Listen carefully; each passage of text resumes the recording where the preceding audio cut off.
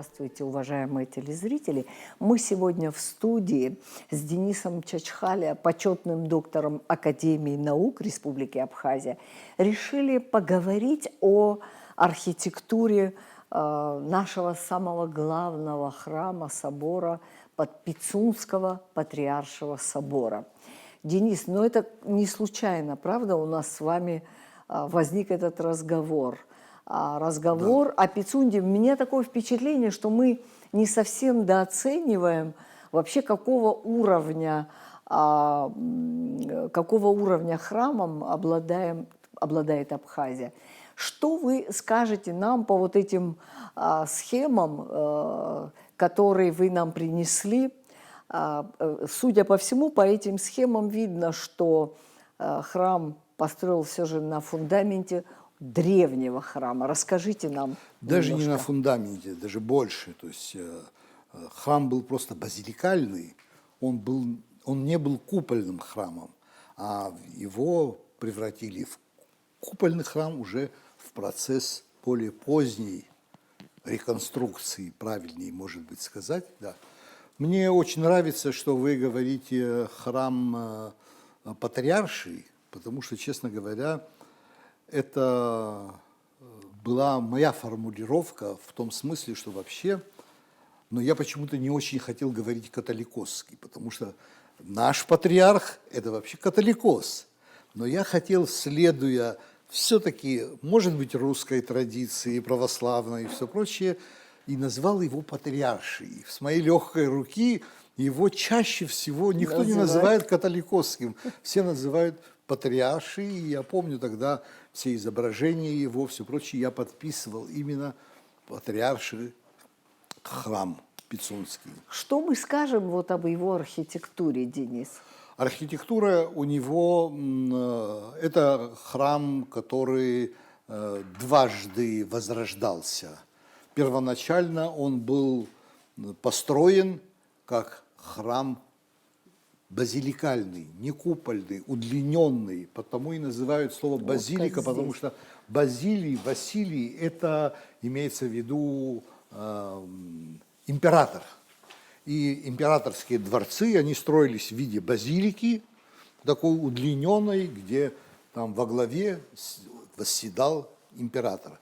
И вот по образу этих помещений строились вот такие и храмы. Пишет известный русский теоретик, он считает, что первоначальный план храма был при одной апсиде, большой, а потом сбоку были сделаны, они были преображены вот в такие полукруглые апсиды, где с одной стороны жертвенник, с другой стороны яконник, а в центре это алтарная центральная часть, где и находился обычно алтарь. Итак, трехнефный, трехапсидный, Во, крестово-купольный храм. Да, и он стал основой всей будущей стилистики абхазских храмов. То, что вот сейчас вы сказали, все прочее, это базовая, можно сказать, модель последующего развития абхазской уже школы византийской архитектуры. Денис, скажите, пожалуйста, а какие особенности этого храма позволяют вам сказать, что это абхазская школа церковного зодчества? Насчет этого храма нет. Этот храм дал толчок. Ах, вот толчок, так. Конечно, потому что потом пошло другое. Первое – материал для стройки. Второе – он не смотрится, как будто бы храм раздетый. Я не могу смотреть на центральные византийские храмы, потому что мне кажется, что они, как бы человек, когда не в парадной форме находится, а вот повседневной, как он дома находится, потому что у меня вкус человека, который воспитан на абхазских храмах. Абхазский храм обязательно должен быть облицован. Он сейчас слишком контрастный снимок вот здесь, и поэтому немножко он как его, неправильный в этом отношении, но обратите внимание, какая строительная техника. Внизу идут как его, большие ряды, полосы известняка, а чем выше, тем идут прожилки кирпичные. Да. И чем выше, тем больше кирпича и меньше известняка. А купол полностью, еще за счет того, что он овальный, он уже все-таки это фигура, это не просто не сплошная стена, то он весь сделан из кирпича. Но дело в том, что это такая ювелирная работа.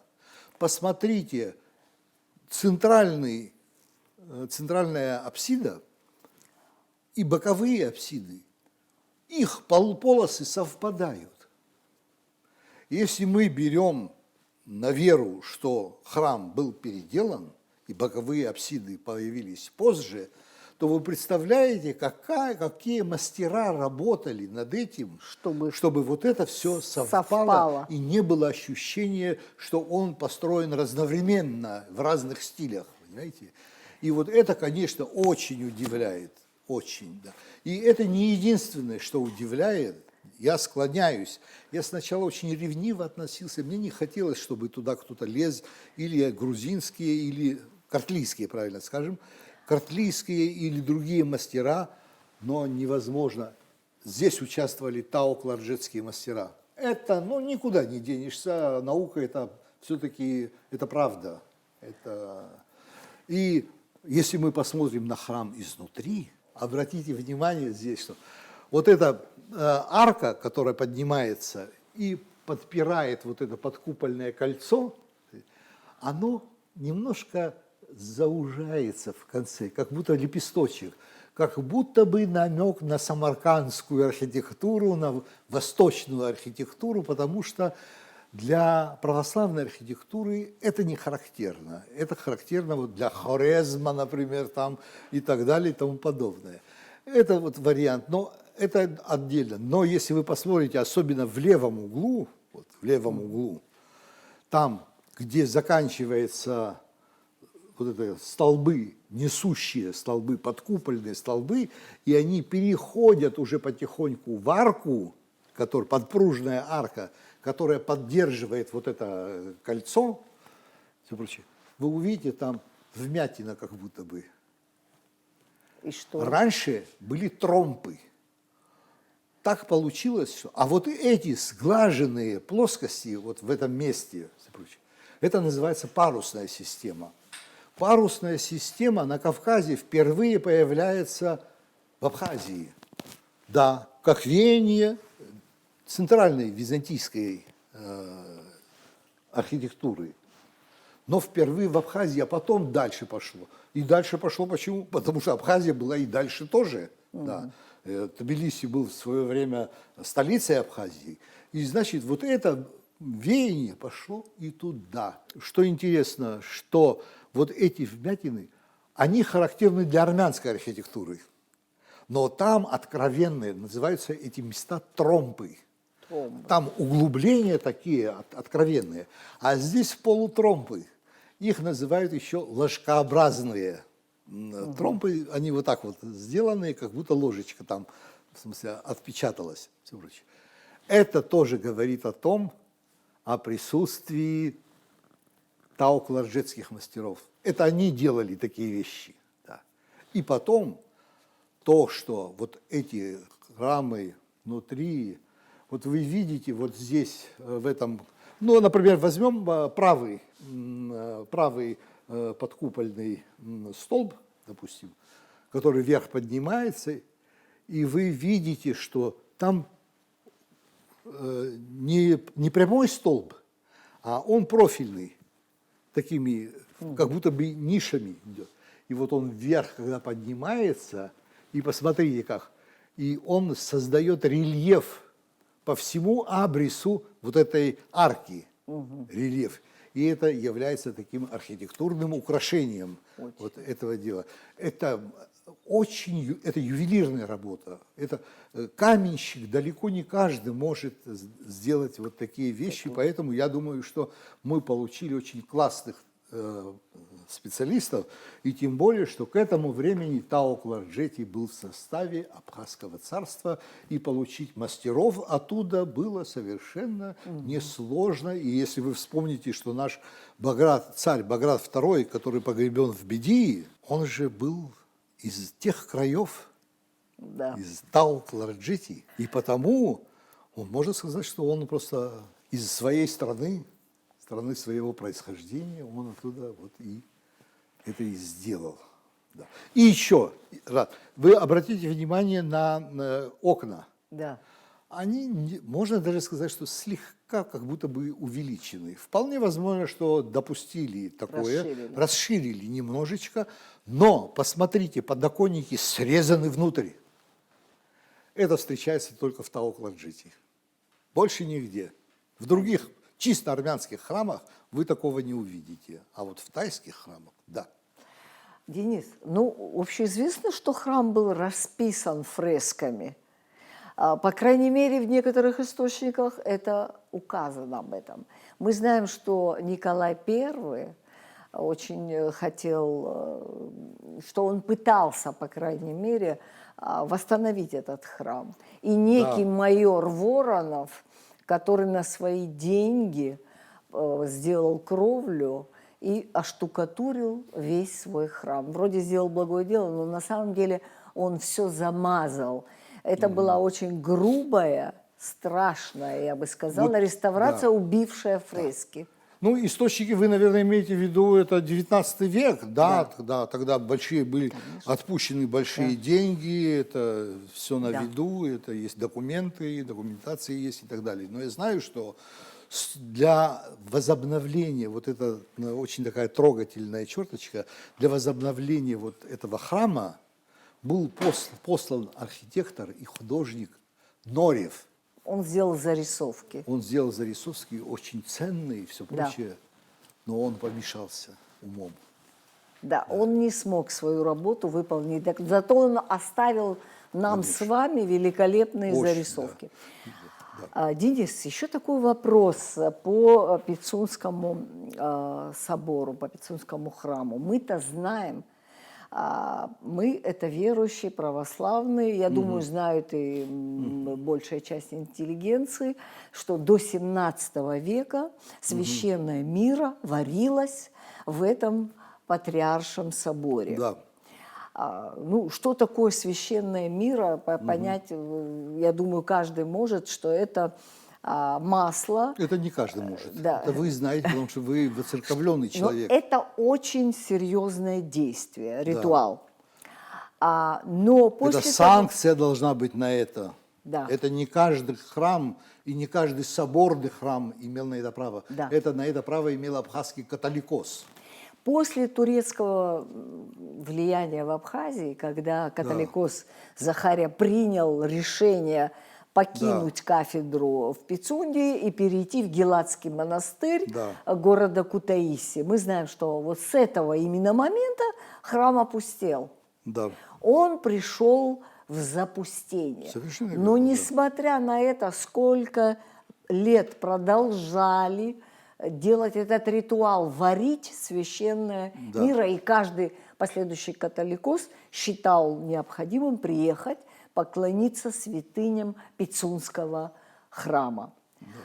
Вопрос у меня такой. Имея в наличии вот такой собор, просто великолепного своего назначения, что сейчас мы делаем в нем? Мы там танцуем, было время, мы танцевали там, мы пели там в советское время. Да. Сейчас мы там только поем. На ваш взгляд, насколько важно вернуть этот собор Абхазской православной церкви? Сложный вопрос. С одной стороны, простейший, а с другой, в храме должны служить Богу. Это богоугодное заведение, первое. И, кроме того, хотя бы мечтать о том, чтобы иметь свою церковь, и так предательски поступить с нашим храмом, это несовместимые вещи. это вопрос нашей нравственности, всенародной, всеабхазской нравственности. И для этого, я думаю, что должен быть царь. Я имею в виду не в прямом смысле, а человек, который почувствует и проникнется ответственностью перед тем, что мы творим сейчас. И он должен найти способ, как оттуда вынуть этот орган, но прежде его не поставить в поле, мы опять будем смотреться как варвары. Этого нельзя допускать. Нужно поставить отдельный и большой, и найти, и поклониться в ноги, и все прочее. Абхазские цари, например, когда строили Мцхетский собор, абхазский царь не пошел, но он посланника своего византийскому императору послал. И католикос, дай бог памяти, сейчас я забываю его имя, но мцхетский католикос от имени абхазского царя пошел и попросил. И храм был построен на деньги империи. Но зато какой храм, его украсили, ему принесли очень большое количество всякой церковной утвари, золотой, серебряной и так далее и тому подобное. Вот такое надо сделать, но для этого человек должен быть отцом нации. И, наконец, я думаю, в конце мы все-таки должны сказать, во имя кого был освящен этот храм, кому он принадлежит. Знаете что, я столько много читал, работал над материалами этого храма. Я не скажу, что я ничем другим не занимался, но этим тоже я занимался, в общем-то, достаточно серьезно. И вообще литература по Пицунскому храму очень богатая, все прочее. Но я не могу сказать точно, что это было вот это. Ну, я должна сказать, что по некоторым источникам все-таки это храм Святой Софии Премудрости Божией.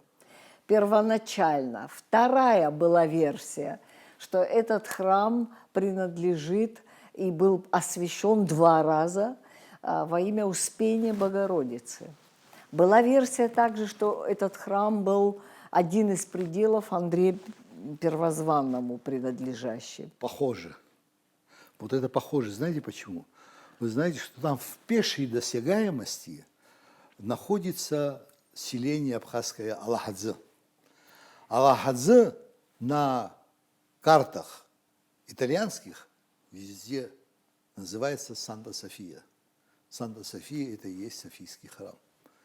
Поэтому Вполне может да, быть. вполне возможно, что 2 соседствующих храма, может быть, было чрезмерно, чтобы они носили оба Да. Софии. Но еще вопрос другой есть.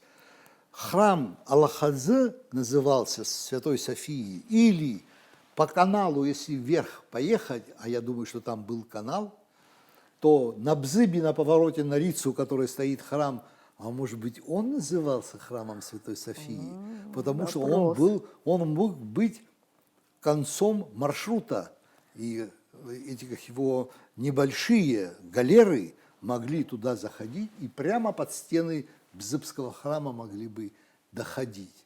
Вот тоже вопрос, там круг вопросов. Конечно, к этому надо возвращаться, продолжать, и это, конечно, будет уже после того, как придет новое поколение людей, новое поколение исследователей, и я уже полагаюсь больше на них, чем на себя.